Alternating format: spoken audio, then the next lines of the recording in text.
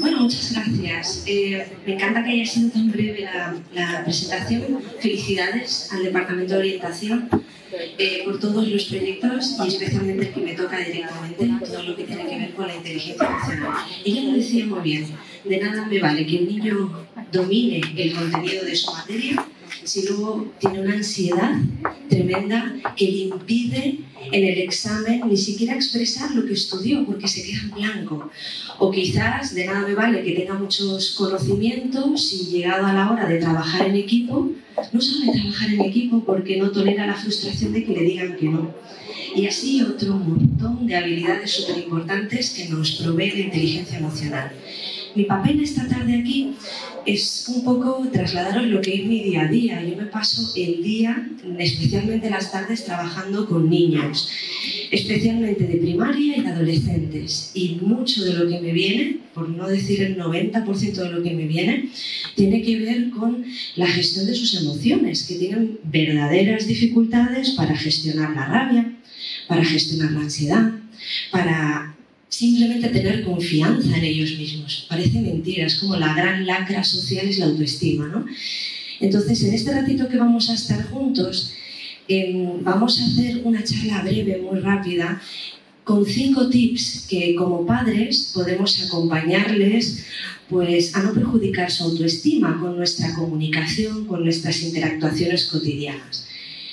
Para todos aquellos que yo no caí, cuando la hermana Elena me dijo, Lea, prepara una charla, yo dije, bueno, una para primaria infantil y otra para primaria, pero es la misma. Lo que he hecho en esta ocasión, para los que vinisteis también a la de infantil, es que los ejemplos los he extraído de la casuística más común de lo que me voy encontrando en primaria, es decir, en las sesiones de coaching que hago habitualmente hay unos temas propios de niños de infantil, hay otros temas muy recurrentes en primaria y hay temas muy específicos para secundaria. ¿Vale? Entonces, esta charla la vamos a ir viendo las cuestiones más comunes que me encuentro. ¿Y por qué? Porque de poco vale que el equipo de orientación y los maestros enseñen inteligencia emocional si luego cuando llegan a casa nosotros no vamos en la misma línea. Así, aunque sea media hora, vamos a poner un marco sobre el que podamos trabajar conjuntamente, porque al final el colegio es eso, es una comunidad donde todos aprendemos, ¿vale? Entonces, lo primero es que si de verdad tenéis intención de integrar lo que voy a comentar brevemente, uno tiene que dejar de lado el perfeccionismo. Tenéis que renunciar a la idea de que estos tips que os voy a dar los vais a poder dar siempre, que vais a poder responder siempre así. Es imposible, porque a veces es muy difícil, a veces venimos cansados, a veces venimos con dificultades que hemos trasladado de nuestro matrimonio a nuestros hijos, de nuestro trabajo a nuestros hijos, o de yo misma conmigo misma y mi mecanismo que hoy no, y estoy ahí que no. Entonces, claro, no podemos irnos al perfeccionismo de ya me ha dicho Valeria, o ya he leído en el libro tal, o ya he visto en la conferencia tal, estos tips, ahora rajatabla. Porque entonces va a pasar lo siguiente, cuando te pongas a hacerlo y no te salga inmediatamente, te vas a sentir culpable. Y desde la culpa vas a ir a tratar de compensar a tu hijo. Y cuando trates de compensar en positivo, estarás solucionando de la peor manera posible el problema. Hay veces que un problema no es el problema en sí, sino la forma en la que tenemos de resolver el problema. A veces un problema no es que el niño no haga los deberes, es que para que lo haga, lo amenazo, le quito del fútbol y le quito las cosas que más le gustan. Es peor lo que acabamos haciendo nosotros como mecanismo de control que lo que es el origen del problema, porque ese problema bien encauzado deja de ser un problema, ¿vale? Y para eso tenemos aquí el Departamento de Orientación, que creo que puede dar tips muy claros y concretos sobre eso. Luego, por supuesto, flexibiliza tu mente. O sea, lo más normal es que hagamos lo que nos hicieron a nosotros. Es que es así. Como te educaron a ti, incluso ese día que dijiste yo nunca le haré eso a mi hijo, y ahí está ese día que dices, macho, me parezco a mi madre. ¿Esto te va a pasar? O sea, esto es así. Dijiste que nunca ibas a machacar, que nunca ibas a ser tan pesado, que nunca tal, lo recuerdas y ahí un día te pilla el toro. Bueno, flexibilízate porque en cierta manera has construido tu personalidad muy impregnado de lo que te dieron tus padres. Y porque ahora leas unos libros, hagas unas charlas, hagas unos cursos, hay que bajar bien profundo para mover esos cimientos. Y por eso todo esto tiene que ser poquito a poco, sin obsesiones, pero poquito a poco. Es mejor que cojáis uno de los tips y os pongáis un mes con él y luego otro mes con otro, hasta que lo vayáis integrando, porque como lo cojas todo de una, se hace absolutamente inabarcable. Entonces, Paco, ¿le das? Perfecto. Me dices, ¿cuál es el primer problema? Esta mañana lo decía en la radio. Yo creo que todo empieza por un problema de expectativas. Cuando Elena dice, queremos que en el colegio los niños sean felices, van a tener momentos de rabiosa felicidad, claro que sí. Y al mismo tiempo tenemos que estar preparados para acompañarles en la riquísima amalgama de emociones y estados que tiene el ser humano. No puedo pretender que mi hijo esté siempre feliz. Tiene que pasar por la rabia, tiene que pasar a veces incluso por el odio, por la vergüenza, por los celos, porque todas esas emociones nos habitan y somos seres humanos con todas ellas. Y cuando aparecen, vienen fruto de una interpretación de un contexto determinado que he hecho. Y es humano, o como digo yo, humasno, estar totalmente focalizado ahí. La cuestión es que si cuando eso pasa, en vez de machacar, podemos acompañar desde otros lugares. Yo creo que esta es la clave, porque yo como madre hay días que pierdo la bola total y digo cosas que sé a ciencia cierta que no debo de decir, pero oye, es que se me escapan por el día que tengo. La cuestión es cómo, sin castigarme ni fustigarme, reconduzco otra vez la situación lo antes posible, porque los niños tienen algo maravilloso. Si tenía una necesidad que no fue cubierta, en el momento en el que la cubres, todo está bien. Los niños, ¿cuándo ves tú un niño pensando en el pasado? Nunca. Los niños están en el presente, por no están nunca en el futuro. Por eso nos cuesta tanto hablarles de si el día de mañana no estudias te va a pasar, Los niños están en el presente. Así que manteneros vosotros también en lo relativo con ellos al presente e ir haciendo minuto a minuto la relación, porque no lo vamos a poder hacer bien y perfecto todo el rato. ¿Vale? Entonces, cuando hablamos de expectativas, las expectativas es precisamente eso, pretender que sea casi un niño que corresponda con la imagen del niño ideal que tienes tú. Nos encantaría a todos que un niño educado, un niño responsable, un niño que cuando le dices que no a algo dice, claro que sí, mamá, te he entendido, y va, ¿no? Un niño al que le dices, lávate los dientes y te dice, ay, por supuesto, que no quiero tener una caries. O sea, no es real. Entonces hago de cosas supernaturales de los críos el drama padre. Y yo soy una ferviente defensora de la educación sin dramas. Es normal que lo quieran todo y que lo quieran ya. Es normal que no quieran hacer nada que conlleve algo de incomodidad. Pero os voy a ir a un ejemplo muy concreto. Todavía a día de hoy, yo que trabajo también en empresa, me encuentro adultos que me dicen respecto a su puesto de trabajo, esto lo dejo un poco de lado porque me gusta menos. Esto lo hace todavía un adulto infantilizado. Porque si algo sabe un adulto, es que tiene que hacer lo que tiene que hacer, le sea cómodo o no le sea cómodo. Y por esto le voy a echar un capote a Elena, que creo que ha pasado un poco mal rato aquí con el cazo, no le debe haber sido nada agradable pedir y poner esta situación tan intensa, ni para vosotros escucharla. Pero somos adultos, entonces forma parte del presente de este colegio y de esta comunidad, ¿no? Entonces, es normal todo esto, y si tengo expectativas muy rígidas, adivinad lo que va a pasar. Pasa la diapositiva, Paco. Pues en el 8º Congreso Nacional de Sociedad Española Psiquiatría y Psicoterapia del Niño y el Adolescente te lo definen muy claramente. Y aquí estamos un poco en el ajo más las madres y luego pasan a incluirse los padres. Pero desde el principio que nos quedamos embarazadas empezamos a tener un montón de expectativas. Prácticamente desde que estamos en proceso de gestación. Poco tiempo después ya empiezan ellos exactamente igual a elaborar una imagen interna de cómo va a ser ese niño. Y no me refiero solo a si va a ser rubio, moreno, guapo o feo, sino todo ese carromato de expectativas que tiene que ver con lo que es ser un buen hijo, ser un buen niño, ser un buen estudiante, ser un buen hermano, ser un buen amigo. ¿Por qué? Porque tenemos esas ideas dentro de nosotros. Como bien dicen en el Congreso, las expectativas que nos habitan a todos tienen que ver con las experiencias que hemos vivido y nuestro sistema de creencias. ¿Cuál es el problema? Que claro, al principio no va a tener expectativas, porque tú no tienes un niño que te habla y te dice ¿cómo soy yo? Entonces tú, para establecer esa relación, te mueves a través de expectativas. Pero si tú quieres generar que el niño tenga una identidad sólida, una identidad donde él pueda decir tal cual yo soy, está bien. Mis comportamientos son otra cosa. Es decir, hay muchos comportamientos muy mejorables. Eso está clarísimo.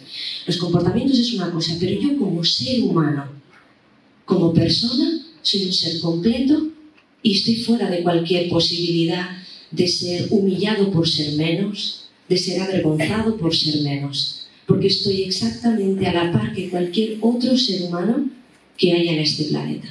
Si un niño llega a la edad adulta, con esto no sabéis lo que tiene ganado. Y si no, pensadlo. ¿Cuántas veces las conversaciones en empresas son luchas de poder por quedar uno por encima del otro, por querer llevar razón, como si en cada pulso de esos ganáramos un trocito de autoestima? Y al final, ya ni siquiera lo importante es el tema en cuestión, es que yo quede por encima, como el aceite. Eso es una compensación por baja autoestima. Una persona que está en su centro no necesita ni pisar a nadie, ni permite que le pisen. Está en compañía con otros seres humanos, negocia y encuentra siempre soluciones de ganar-ganar. La autoestima tiene muchas patas muy incómodas. El consumo de drogas, el bullying. Hay muchísimas de los grandes problemas que la raíz del fracaso escolar. ¿Sabes cuántos niños no estudian no porque no les guste, sino porque dicen que no les gustan cuando en el fondo creen que no pueden conseguir lo que consiguen sus compañeros? El otro día en un instituto, en primero de bachillerato, le pregunté al grupo, oye, una cosa, ¿qué preferís? ¿Que se os tilde ante un examen suspenso? ¿Que se os tilde de tontos o que se os tilde de vagos? ¿Qué creéis que contestaron? De vagos. Y es que a veces la actitud de falta de interés por los estudios camufla una enorme inseguridad. Y ahí tenemos a los padres diciendo, eres más vago que el suelo, eres más vago, no quieres hacer nada. Y nadie se planteó, ¿qué le puede estar pasando a este ser humano cuando en una etapa natural de la vida, donde el aprendizaje te nace de dentro, querer aprender, la tiene totalmente excluida? Pues lo que le pasa, a lo mejor, es un problema de autoestima. ¿Y cómo se llegó hasta ahí? Pues probablemente por una rigidez, y aquí te lo dice el Congreso de Psiquiatría, no yo, una rigidez en las expectativas de los padres, el ir machacando y machacando con cómo deberías de ser. Y cada vez que estás aquí delante y me dices algo que no cuadra con lo que a mí me gustaría que tú dijeras, te juzgo, te culpabilizo. Ahora veremos caso a caso, ¿vale? Entonces, muy importante aprender a ver al ser humano que tienes delante más allá de tus expectativas. Porque si cada vez que tu hijo está delante estás pensando en cómo debería de ser, a él no lo ves. Ves la diferencia que hay entre cómo es y cómo debería de ser. Y esto es toda una historia, porque genera problemas, ¿vale? Entonces, da para adelante. Dices, ostras, pongo un ejemplo. Uno de los ejemplos más comunes que vamos a encontrar en primaria, y aquí me voy a meter de lleno en el ejemplo de acoso escolar, que afortunadamente este cole no tiene muchos casos, pero se va a dar porque es una naturaleza. Estamos en una sociedad donde hay mucho juego de poder continuamente. Y hay mucho padre que cree que para que el niño salga bien tiene que controlarlo y ejercer poder sobre él. Esa misma dinámica, si se da de padre a hijo, adivina qué va a pasar. Se va a dar entre sus iguales. Y cuando esa criatura crezca, volverá a activar la misma dinámica de poder con su pareja y sus propios hijos. ¿Se puede salir de la dinámica de poder y control? Por supuesto que sí. Hay que aprender cómo. Estrategias tipo comunicación no violenta, disciplina positiva, coaching educativo, inteligencia emocional, son algunas de las herramientas que nos ayudan a establecer acuerdos sin que nadie ejerza poder sobre el otro. Y la cuestión es que, ponernos un ejemplo, hasta las etiquetas supuestamente positivas acaban siendo un problema. No os imagináis la cantidad de niños de primaria que me vienen a las sesiones de coaching y me dicen, la madre, me lo traen así primero, como el crío tiene un problema, arréglamelo. Yo no soy un mecánico. Y casi siempre el niño es el síntoma de algo que pasa en el sistema familiar, nunca el problema en sí. Esto es como cuando llevas a tu hijo al médico y tiene fiebre. Imagínate que el médico te dijera, ponle una pomada en la frente, porque es lo que tiene caliente. no tendría sentido. Tú sabes que la infección está en el organismo. Pues cuando en primaria y en infantil y hasta secundaria los niños tienen problemas, hay que salir del niño y mirar el sistema. Y el sistema es la familia y el sistema es el centro, porque son donde los niños se relacionan. No podemos tener una visión tan obtusa, causa-efecto, porque las cosas no son tan sencillas.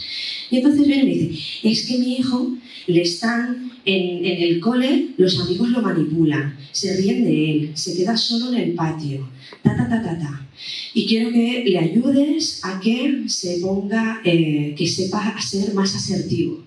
Estupendo, me pongo a trabajar, y cuando me pongo a trabajar, el crío lleva en toda la frente un etiquetazo que es que yo es que soy bueno. Y a mí me llevan diciendo toda la vida en mi casa que no me enfade. No te enfades, no te enfades. Tienes que ser bueno, tienes que ser obediente.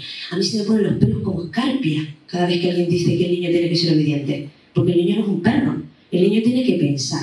No es como una foca que digo, toma, te la lanzo, y cuando hace lo que quiere le doy un premio y cuando no le doy un castigo. No, son seres humanos, tienen capacidad para pensar. Hay muchas maneras de acompañar que no sean violentas.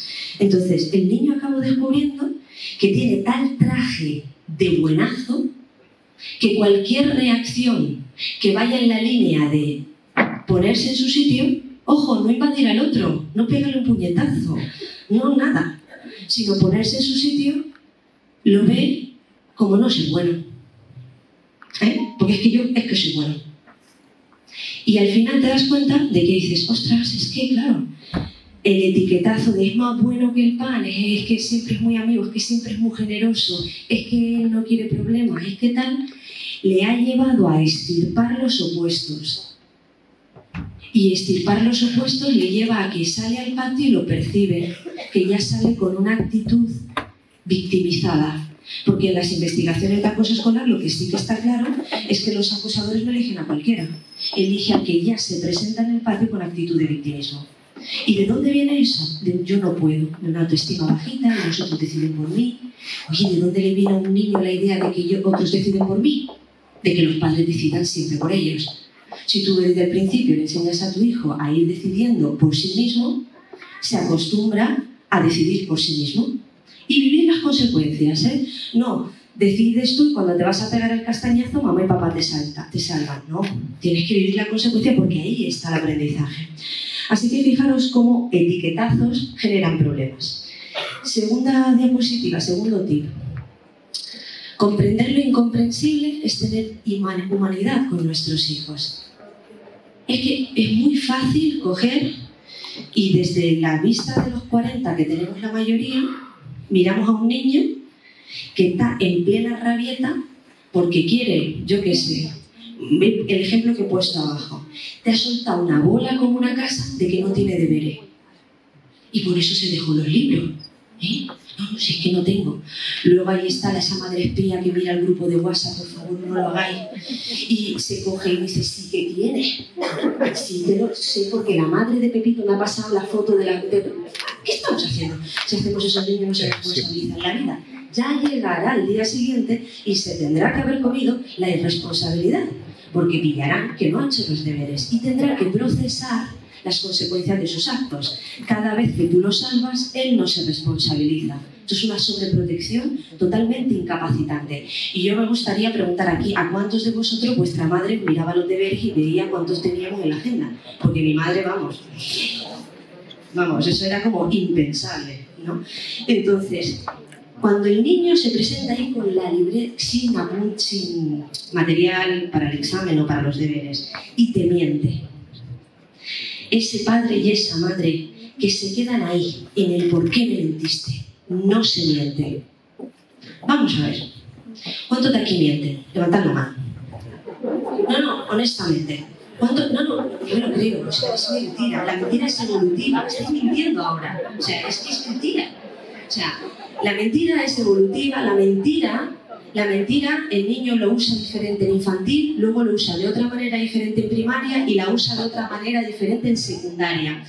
Y tiene que ver con procesos muy complejos del cerebro que implican la evitación de ser pillado en algo que cree que me quita valor. ¿A que nunca habíais visto así la mentira? Vale, pues tiene que ver con esto. Entonces, si yo me quedo en, me has mentido, no me mientas, porque si me mientes y me quedo ahí, ¿cómo voy a trascender esto? ¿Cómo voy a comprender lo que mi hijo estaba necesitando ahí? Es que, y sobre todo, ¿qué saco? No saco nada ahí no se saca nada, ¿vale? Entonces la cuestión es, ¿para qué hace lo que hace? ¿Por qué sí tenía sentido que le echara una bola? Porque muchos padres me dicen, ¿por qué mi hijo me miente tan a menudo? Digo, entre otras cosas, porque le deben de caer cada vez que hace algo que no está en tus expectativas, le debe caer la del pulpo. Y entonces se convierten en mentirosos para evitar las consecuencias de lo que supuestamente han hecho mal. Otras veces es porque están explorando y la mentira forma parte de la exploración. Esa es otra de esas cosas naturales que hacemos todos, y en donde hay que ponerle la atención es en las consecuencias que se tienen si de manera habitual uno elige la mentira, pues que pierdes la confianza, que va a ser poco creíble tu palabra. Pero no es el problema el que me hayas mentido, sino las consecuencias que vas a tener que vivir tú. Es diferente. Entonces, ¿por qué sí tiene sentido lo que ha hecho? ¿Por qué sí tiene sentido lo que ha dicho? Y eso es lo primero que le tendríamos que decir, bajando al nivel de la mirada y decir, puede ser que lo hayas hecho porque estás cansado, llevas hace todo el día en el cole y no tenías ganas. Sí, puede ser. Es muy importante decir, si me dices la verdad no va a haber consecuencias, para que de verdad expresen bien. ¿Y qué estabas necesitando? ¿Y qué puedes hacer la próxima vez para, además de cumplir tus responsabilidades, tener el tiempo de descanso que necesitas? Aquí me quedo igual si mintió o no, porque lo que quiero es acompañarle a que detecte qué necesidad tenía, 1, 2, y con ella, además, cumpla sus responsabilidades. Esto es mucho más importante que si me mintió o no. Mucho más importante. Entonces, desde aquí se puede acompañar a descubrir el valor de la verdad, el valor de ser coherente con lo que pienso, siento y hago, pero no desde el juicio de no me mientas, no sé qué, no sé cuánto, porque al final no es que me deje de mentir porque se ha dado cuenta de que rompe la relación de confianza, sino porque tiene temor de que me enfade. Yo no quiero que deje de mentir porque tenga temor a mi reacción. Yo quiero que elija decir la verdad por lo que le implica a diferentes niveles en su vida relacional. Por eso, no como huida de algo, sino como acercamiento a algo, a los valores que le quiero enseñar. Entonces, pregunta, antes de gritar, sermonear, que nos encanta, los niños desconectan con los sermones. ¿No lo sabéis? ¿Cuándo escuchan un sermón? Es que es imposible. Se desconectan, ponen como los perritos pilotos estos de los coches y se van de la conversación. No tiene sentido un sermón. Tiene sentido conversaciones muy concretas, sin juicios, donde se lleva la atención a reconocer la necesidad y desde esa necesidad buscar opciones que permitan cubrir la necesidad y además cumplir las responsabilidades. Eso sí que es constructivo. Paco, la siguiente diapo. Bien, otro tip muy importante. Las emociones no se juzgan, señores. Las emociones no se juzgan y mucho menos se tratan de controlar. Primero porque es imposible y ni siquiera, ya te digo, para un crío de primaria que tiene el neocórtex por desarrollar hasta los 22 años de edad y está totalmente gobernado por su amígdala, que es la parte del sistema límbico que regula las reacciones emocionales principalmente por la ira y por el miedo. Entonces, me puede decir un niño, contrólate, no te enfades. Esta me encanta, no llores que te pones feo. Dices tú, pero macho, encima que está mal, le estás diciendo que está feo. O sea, es como, wow, qué borde, ¿no? O sea, tengo que estar guapo hasta llorando, ¿no? Entonces, no se juzgan las emociones. Tengo miedo, el otro día decía Arturo, tengo miedo, mi hijo Arturo, cuando entraba en la clase de Laura. Y sin querer reaccionamos todos diciendo, ¿miedo de qué? Porque queríamos saber miedo de qué. No hay ninguna razón para tener miedo en clase de la señora Laura, pero él había percibido algo, o fue lo primero que le salió por la boca para justificar que quería que yo me quedara. Pero no se juzga la emoción.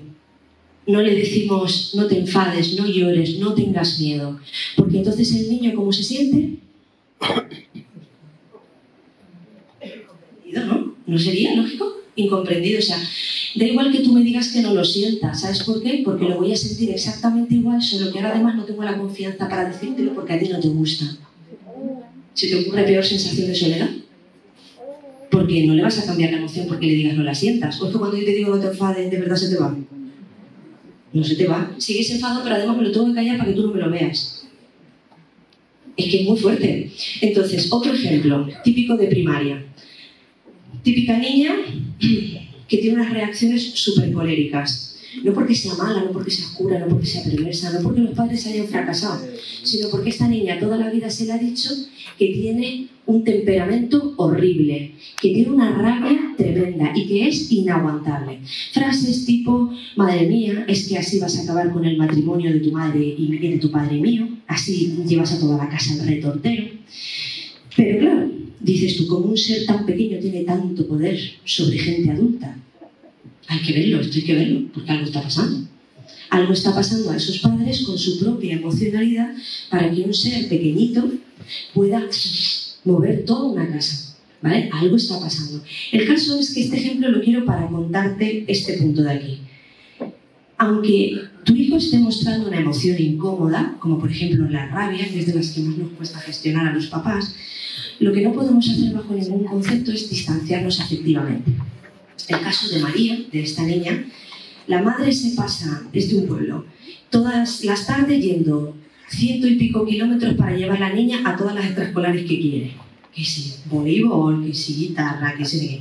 Y la madre está hasta la peineta, ¿no? Entonces dice, como yo me esfuerzo por llevarte a las extraescolares, lo mínimo que tú tienes que hacer es ser una bolsita de aceite en casa. Y si te digo algo, lo haces. Complicado. Primero, no te metas en extraescolares que no puedes llevar ecológicamente para tu sistema familiar, y eso te tiene que incluir a ti. No puedes estar tan al servicio de tus hijos que no cuentes ni contigo misma. Porque luego el nivel de cabreo que tienes por haberte pasado, ¿sabes quién lo va a pagar? Ellos. Entonces tienes que coger cosas que sean ecológicas para la familia y eso te tiene que incluir a ti. No se puede dar nada que no se tiene. Esto es como la metáfora de los aviones. Cuando se despresuriza una cabina y baja el oxígeno, te dicen primero la máscara del oxígeno, ¿para quién? ¿Para el adulto o para el niño? Para el adulto, porque si no, ¿cómo demonios ayuda al niño? No puedo.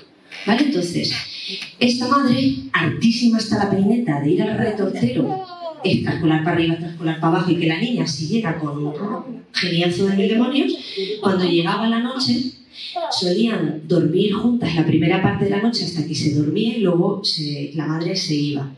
Pues las noches que la niña no tenía el comportamiento que ella quería, le decía, pues esta noche duermes sola. O sea, esto es, yo te quiero si te portas bien. Si no te portas como yo espero, yo no te quiero. Y sí sé que la madre la quiere todo el rato y que lo que está haciendo es como medio castigarla, pero el amor no se usa como castigo porque te cargas la autoestima. Si somos padres es por una única razón, porque sabemos que nuestra misión en la vida es dar amor incondicional a nuestros hijos. Mira, es la única obligación que tienes, de verdad. Aparte de mantenerlo seguro, comido y limpio hasta que se pueda comer y lavar el suelo, ¿vale? Pero es nuestro papel de amor incondicional. Entonces con el amor no se mercadea, no se negocia. No le puedes decir a tu hijo cuando no te ha dicho algo que tú quieres, enfadarte y decirte no, ahora abrazos no. Haz eso y ya verás lo que tienes. Un niño que no se puede, no tiene un apego seguro. No sabe que su padre está aunque llueva o truene, sino que mi amor es condicionado en función de si hoy lo has hecho como a mí me gustaba o como no me gustaba. Entonces, cuando un niño dice dame un abrazo o se te acerca, ¿qué hacemos nosotros? Siempre estar. Y si no se acerca, que sepa que siempre estoy. Que me vea disponible afectivamente. Lo que no significa ni que apruebe el comportamiento, ni que vaya a no tener una consecuencia este problema que tú has generado en casa. Por ejemplo, tiró algo al suelo y lo rompió, el mando de la tele, tiene una consecuencia. Bien, cariño, yo te doy un abrazo y yo vengo contigo y mañana coges dinero de tu hucha y repones el mando de la tele. Y no tiene una cosa nada que ver con la otra. No tenemos que meter el afecto en que vean las consecuencias de sus actos. La consecuencia de sus actos no puede tener nunca que ver con el afecto. Tiene que tener una relación directa con el agravio que ha hecho. Por eso los castigos tipo si suspendes te quito el fútbol no sirven. Porque ¿qué le dirías tú si tu marido o tu mujer cada vez que haces algo que no te gusta te quitara lo que más te gusta? no lo que tiene relación con la cuestión. No si es que si no te lavas los dientes tendrás que pagar el ir a hacerte una limpieza al dentista, que se ve la relación directa. O que si no comes vas a tener hambre y no hay otra comida, se ve la relación directa. Es que sí, o como le decía el otro día a una madre, ¿y si suspende qué hago? Digo, pues mira, muy sencillo. Si suspende, ¿qué es lo que queremos que haga? Que estudie más, ¿verdad? Bien, pues cada vez que suspendas vas a tener que hacer un trabajo del temario suspendido. Se lo vas a presentar 2 o 3 días después a tu maestra y lo vas a hacer en el ordenador. O un vídeo de YouTube, me da igual, haz lo que quieras, pero el temario suspendido te lo preparas otra vez y se lo presentas a tu maestra como un acto de responsabilidad. Mira, suspendí, pero he hecho esto para ir reforzando mi aprendizaje. Y entonces el niño, si le quito fútbol, no aprende. Pero si le pongo a hacer un trabajo del temario que suspendió, ¿aprende o no aprende? Aprende. ¿Tiene coherencia? Sí. ¿Quitar el fútbol? Los enfada, los vuelve vengativos, no lo entienden. Y dices, ¿y si el trabajo no lo hace? Bueno, vamos a ir viendo más cosas, no lo puedo meter todo en 30 minutos, pero procurad que las consecuencias tengan relación directa, porque si no, se vuelven muy vengativos. Y sobre todo, nunca te distancies afectivamente. Paco, la siguiente. La número 4. Es una pena que usemos la culpa y la vergüenza para guiar la conducta en los niños. Hay muchos autores, para mí equivocados, pero esto es mi opinión, que han creído que gracias a la culpa la gente hace lo correcto. Que si no te sintieras culpable, no harías lo correcto. Se ha utilizado durante muchos años la culpa como brújula moral. Y la cuestión es, si para que un ser humano haga lo que está bien por sus valores tiene que sentir miedo al castigo, es que no conocéis la esencia del ser humano. La mayoría de las cosas que yo hago por valores las hago porque me nacen de dentro, porque quiero contribuir, porque quiero aportar valor, porque quiero que mamá, papá y las personas de mi alrededor influir positivamente en ellos, pero no porque tenga miedo al castigo. Y muchas veces sin darnos cuenta utilizamos frases tipo, me sacas de quicio. ¿Quién saca de quicio a quién?